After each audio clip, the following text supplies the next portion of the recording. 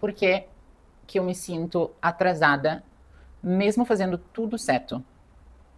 Eu sinto que eu ando em círculos e todo o meu esforço não está me levando a lugar nenhum. E sabe o que é pior?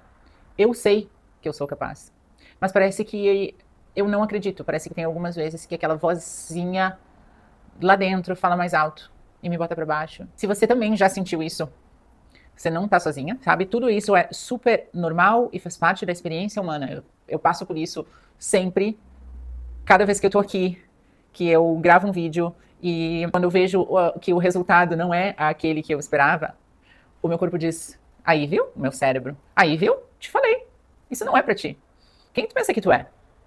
Porque tu ainda vai continuar insistindo em fazer isso? Então, saiba que essa vozinha não é nada mais do que o mecanismo de defesa do seu corpo, do seu cérebro, tentando te manter onde é seguro, mesmo que isso não seja melhor para você. E saiba que isso acontece com você, e também acontece comigo, e também acontece com 99% das pessoas que tentam fazer algo novo, que tentam se arriscar, que tentam sair da zona de conforto. Então vamos olhar para essas questões e entender, primeiro de tudo, que isso é algo completamente natural da experiência humana, que se você está tendo isso é porque você é um ser humano, é porque você está crescendo, porque você está saindo do lugar, e esse desconforto é justamente porque você está evoluindo. Essa semana eu tive 2 episódios que me fizeram refletir muito sobre para onde a minha vida está indo e repensar várias coisas que são importantes para mim, sabe? Como objetivos versus saúde mental. Então, eu tenho os meus objetivos, mas eu não estou disposta a sacrificar a minha saúde mental para que isso aconteça, sabe? Eu tô disposta a dar a minha vida e os meus dias e o meu tempo para isso, mas não sacrificar a qualidade do meu tempo, a qualidade da minha vida, porque era isso que eu estava fazendo, sabe? Eu olho, eu me dedico muito a isso aqui, que é a criação de conteúdo, a estudar sobre o que falar, e apesar de eu estar no início, eu acho que é no início que a gente bota mais trabalho do que nunca, sabe? Tem muita coisa que não fica bom, porque eu ainda não sei fazer algumas coisas. Ou muitas vezes eu posto, fica bom, eu depositei horas e horas de trabalho e os resultados ainda não são o que eu esperava. E aí o meu corpo, a minha mente, a minha mente consciente diz: aí, tá vendo? Minha mente analítica, aí, tá vendo? Isso não é pra ti. Quem tu pensa que tu é pra fazer isso? Isso é uma coisa pela qual muita gente passa, principalmente mulheres. Os estudos comprovam que a taxa de burnout e síndrome do impostor é muito mais alta entre mulheres em relação aos homens. Porque nós mulheres temos que trabalhar, estudar, cuidar de casa, cuidar do namorado ou do marido, muitas vezes cuidar da família, cuidar dos filhos. Fazer tudo ao mesmo tempo, ainda estar bonita com as unhas feitas, com um corpo bonito, com um cabelo bonito, e tudo isso, e fazer tudo bem, porque Deus o livre se não fizer alguma coisa bem. Que cansativo.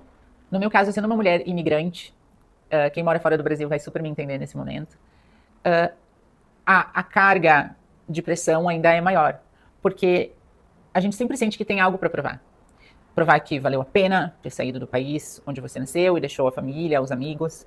Provar que sim, você veio para outro país para buscar uma vida melhor e que você conseguiu conquistar essa vida melhor. Muitas vezes provar para você mesma, mas muitas vezes também é provar para aquelas pessoas que duvidaram ou que não te incentivaram ou que não te ajudaram, sabe? Eu não estou dizendo que isso é a coisa certa, porque na verdade nós não temos que fazer nada para provar nada para ninguém. Isso eu sei, isso é a teoria, mas mesmo que num nível inconsciente, muitas vezes, na maioria das vezes, a gente tem algumas pessoas para quem a gente quer provar alguma coisa. E também é algo completamente normal e natural. Nesse momento, eu tenho algo para provar para mim mesma, que eu consigo fazer algo diferente, completamente diferente daquilo que eu sempre fiz até agora. Eu tive sucesso na minha jornada até aqui, já tem 10 anos que eu moro na Itália, e eu sou muito grata por tudo que eu vivi, por tudo que eu conquistei. Muitas vezes, apesar de muitas vezes eu não conseguir reconhecer o quão longe eu cheguei. Eu preciso parar e me lembrar e me sacudir e dizer: oh, olha de onde tu saiu e olha onde tu tá. Sabe, eu saí de casa com 15 anos e eu não tinha nada, nada. Eu, muitas vezes, não tinha onde dormir. Sabe, eu me lembro exatamente do dia onde eu cheguei num hotel de beira de estrada e mequetrefe, com um banheiro compartilhado. E eu olhei para aquele hotel e disse: eu espero que eles me aceitem, porque eu era menor de idade. E hoje, com menos de 30 anos, eu tenho tudo que é necessário para o meu pleno desenvolvimento. Eu consegui construir uma vida, amigos, a minha casa dos sonhos, no país que eu amo, no país que eu mais amo no mundo, sabe? E mesmo assim, muitas vezes, quase sempre, eu sinto que eu não estou fazendo o máximo que eu deveria fazer. Que sempre tem mais, essa cobrança contínua. E que nunca é suficiente, sabe? Ok, eu tô me esforçando, ok, eu estou melhorando, os meus vídeos estão melhorando, mas por que eu ainda não tô vendo os resultados? Sabe? Quem aí se identifica? Sou só eu? Eu acho que não. Seguramente, às vezes escapa um pouco de italiano, né? Tenho paciência. Tenho certeza que muita gente se identifica com isso. Então, essas são algumas coisas que estão me ajudando nesse processo, que não fazem milagres, mas que com consistência eu tenho fé que vão me ajudar a passar por essa fase de autossabotagem, de síndrome do impostor, sabe? E eu sei que isso é só uma fase, eu sei que essa é a barreira do terror, que cada mudança na nossa vida traz essa fase, que é como um teste, sabe? E que quando eu conseguir passar dessa fase, tudo vai voltar a fluir na minha vida como sempre fluiu, só que de maneira ainda melhor, porque ali eu vou ter passado pelo teste mais importante da minha vida e mostrar para mim mesma que eu sou capaz de ter sucesso onde eu decidi atuar. Certo? Então a primeira coisa que eu faço quando eu sinto que eu vou quebrar, que eu sou muito nervosa, ou que eu tô prestes a ter um burnout, ou que me vem aquela vontade de chorar, aquela cobrança, eu paro tudo. Eu sei que parece óbvio, mas muitas vezes eu muitas vezes já fiz isso. Empurra mais um pouquinho, estuda mais. Não tem mais coisa para fazer, não pode parar agora. Se tu parar de fazer isso, quem que vai continuar? E hoje eu entendi que eu parar tudo, e ler um livro que eu gosto, e dar uma caminhada, e tomar um café, ou até mesmo assistir um filme no Netflix. Isso vai fazer com que eu seja muito mais produtiva depois, no outro dia, depois de algumas horas. Eu só preciso parar e dar um tempo para minha mente desacelerar.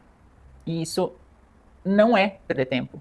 Isso é usar o seu tempo com sabedoria. E agora eu tô aprendendo. A segunda coisa é aquilo que eu acabei de dizer.